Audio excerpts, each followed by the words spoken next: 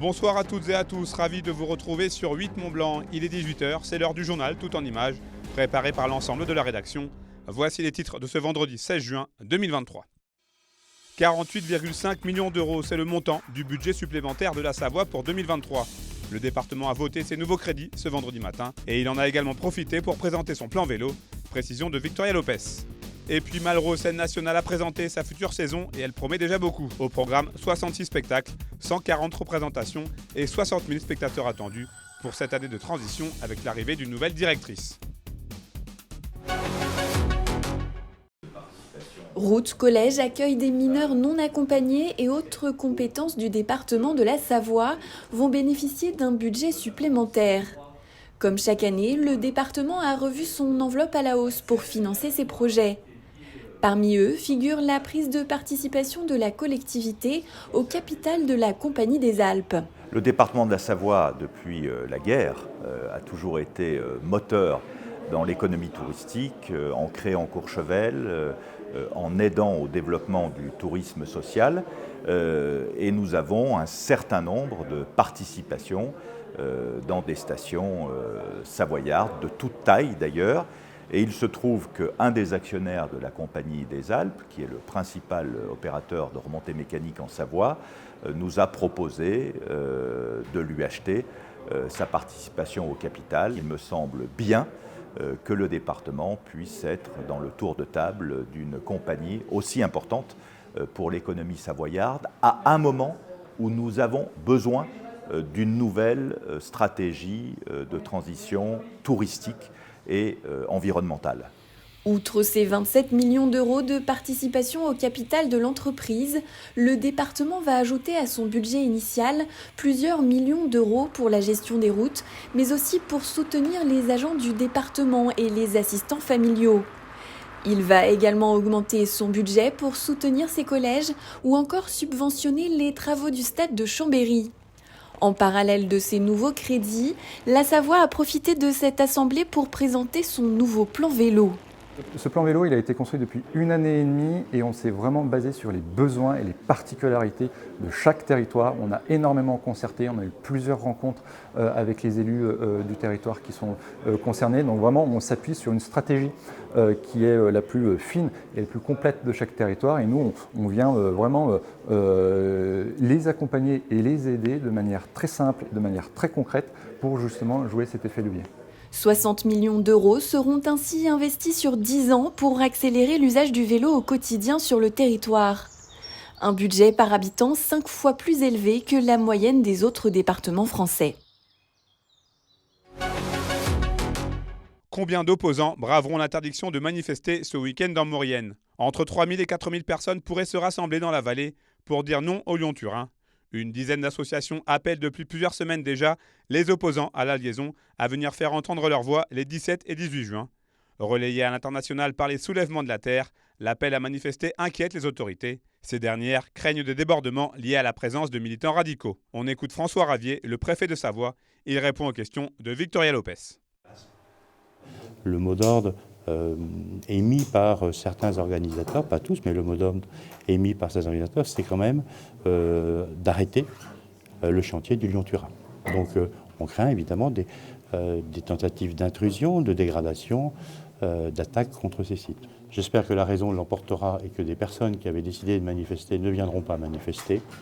C'est un message aussi important à destination des familles qui auraient pu vouloir venir, voilà, c'est le cas de le dire, en famille, avec les enfants.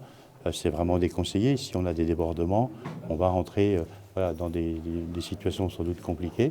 L'interdiction, elle est motivée par le fait que les conditions de sécurité des personnes d'abord et des biens n'est pas assurée parce que,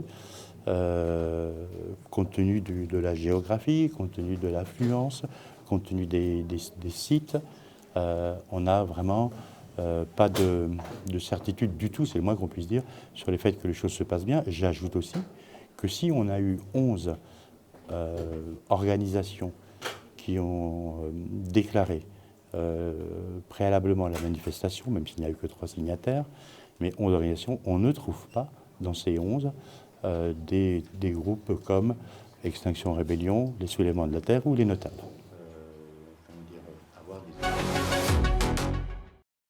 Une cérémonie de commémoration en souvenir des 450 personnes fusillées et massacrées en Haute-Savoie et des 5 résistants brûlés vifs dans leur hameau des Puiseaux a eu lieu ce jeudi au Semnoz, devant le monument qui leur rend hommage. Le 15 juin 1944, Louis Macheneau et son fils Loulou, Fernand Macheneau, Roger Carrier et Joseph Petit trouvèrent la mort dans l'incendie de leur maison lors d'une expédition punitive menée par les troupes nazies. Plusieurs dépôts de gerbes ont eu lieu et des collégiens ont repris le chant des partisans et la Marseillaise lors de ce moment empli de solennité et d'émotion. On écoute Bernard Neplat, le co-directeur du comité haut-savoyard des associations de mémoire de la résistance et de la déportation. Vous savez, moi je suis fils de résistant. Chaque commémoration c'est important, mais là c'est un peu particulier en ce sens que pour moi c'est un des épisodes les plus horribles de la répression hitlérienne. À Berlulin, ils ont brûlé les corps des 25 qu'ils avaient assassinés, mais au moins ils étaient morts. Là, on les brûle vivants. Ça ne mérite pas d'être traité d'êtres humains de faire des choses comme ça. C'est plus la guerre, c'est le massacre. Et il y a des grandes choses dans le département. Quand on a dit Glières, on a dit énormément de choses. Ce qui n'empêche pas qu'il y a des choses oubliées. Et puis après, il y a des lieux importants de torture et d'exécution, comme au Savoie-Léman à Thonon ou au Pax à Annemasse. Et puis après, il y en a eu partout, plus ou moins. Alors, les associations, tant ils étaient jeunes, c'était leurs copains, etc. Et malheureusement, plus tard, c'est un peu tombé dans l'oubli. Alors, le 80e anniversaire, on va faire ce qu'il faut pour essayer d'enraciner davantage les commémorations, précisément à cause de ce que j'ai dit, à savoir vers la jeunesse. Dévoilée officiellement ce mardi aux amoureux de la culture en Savoie, la nouvelle saison de Malraux Scène Nationale promet de nombreuses émotions. Avec 66 spectacles de programmés, tous les aspects de la scène seront déclinés, s'adressant ainsi à tous les publics, quelle que soit leur affinité. La programmation, c'est effectivement de faire plaisir à tout le monde. Alors parfois les gens ont des goûts communs et ça tombe très bien, mais effectivement il faut une symbiose de beaucoup de choses et notamment de l'humour, des choses un peu plus pointues, de la musique et c'est une alchimie la programmation. Il y a des grands noms, il y a des valeurs sûres, mais il y a aussi beaucoup de gens qui ne sont jamais venus sur le territoire chambérien. C'était le cas de Gilles Pape tout à l'heure. Donc parfois effectivement les grands noms ou les valeurs sûres sont des personnes qui nous permettent simplement d'amener un petit peu plus loin en décalage les gens dans le reste de la programmation de l'espace Malraux. En effet, cette saison 2023-2024 se veut être un alliage de noms bien connus de la scène chambérienne, à l'image de Mohamed El Khatib, la compagnie Zirlib ou la performeuse Fia Ménard, et de nouveaux venus comme entre autres le chanteur Team Dup ou le collectif de comédiens TG Stan. Il y avait une envie de continuité avec les propositions faites par Marie-Pia. Les publics ont pu rencontrer différents artistes qui étaient venus régulièrement sur les plateaux. Et puis aussi l'envie de garder une programmation très ouverte aux familles, très ouverte à la jeunesse, avec plusieurs spectacles qui sont à voir dès le plus jeune âge, à partir de 3 ans. De garder aussi des moments de temps forts, c'est important aussi de pouvoir se retrouver, de partager avec des temps festivaliers comme Cinébala, qu'on ne présente plus, ce grand festival dédié au cinéma d'Afrique. Également de découvrir le Dame Festival, notre petit nouveau, le petit dernier festival qui est dédié aux musiques électro et aux arts numériques. Au final, ce ne sont pas moins de 140 représentations qui seront programmées, de quoi assurer une transition assez commode pour Frédéric Penn, la nouvelle directrice de Malraux, nommée début avril mais qui n'a pas encore officiellement pris ses fonctions. J'ai déjà des choses dans ma besace, je n'arrive pas évidemment les mains vides, mais je vais pouvoir ajuster et puis le faire en co-construction, comme on dit, c'est-à-dire en partenariat avec les partenaires et pas toute seule. Je n'arrive pas en plaquant quelque chose. Ça laisse le temps vraiment d'articuler et du coup d'être plus juste, plus douce peut-être aussi dans les propositions, de tenir compte de l'existant. Et ça, quand on a un théâtre qui va aussi bien que bat Malraux aujourd'hui, il faut continuer dans ce sens.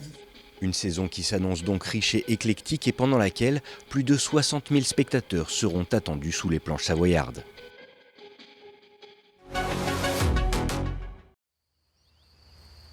Il en existe de toutes les formes et de toutes les couleurs.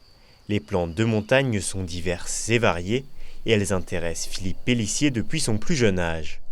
Ce que je tiens dans les mains n'est pas une fleur, mais c'est un regroupement d'un grand nombre de fleurs. Ce qu'on appelle un capitule. En fait, si je veux prendre une fleur, Voilà, là j'ai pris une fleur. Donc en fait ici on a un ensemble regroupé comme une tête, un ensemble de fleurs. Et en fait ici on a une fleur, donc quand on regarde cette languette qu'on appelle une ligule, on va voir au sommet 5 petites dents en fait, qui correspondent aux 5 pétales de la fleur qui se sont soudés en languette. Nous sommes sur les hauteurs d'Albertville, à environ 1000 mètres d'altitude. Ici, la végétation est en ce moment très dense. Dans cette prairie de fauche, où on doit certainement pratiquer un fauchage tardif, puisque toutes ces plantes arrivent à se maintenir, donc arrivent à produire leurs graines. Et un autre indice, c'est que dans cette prairie, on trouve des orchidées, comme par exemple cet orchis. Cet orchis qu'on a ici, donc un orchis tacheté, à cause des feuilles qui sont tachetées. Mais ça, c'est vraiment un indice qu'on a affaire à une pelouse très riche du point de vue de la biodiversité. Avec 2 collègues botanistes, Philippe vient de sortir un livre qui référence de façon très détaillée les quelques 1800 plantes de montagne. Une véritable encyclopédie pour les amateurs de flore. Les 3 auteurs, donc, on a voulu essentiellement, au départ, faire un beau livre. C'est-à-dire un livre avec des photos qui soient vraiment belles, un livre attrayant, qui puisse convenir au grand public, à tous les amateurs de la nature, tous les amoureux de la nature, aussi bien qu'à des botanistes plus chevronnés, car nous y avons illustré des espèces courantes comme des espèces plus rares. Il aura donc fallu attendre près de 10 ans pour mettre en page ce livre. Un livre aujourd'hui disponible dans les nombreuses librairies de la région.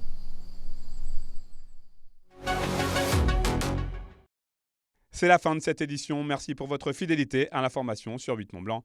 Tout de suite, des nouvelles du temps avec la météo de Thierry Paume.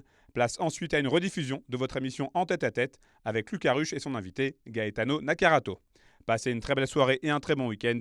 Retour de l'information en plateau ce lundi à 18h avec Emmanuel Jaude.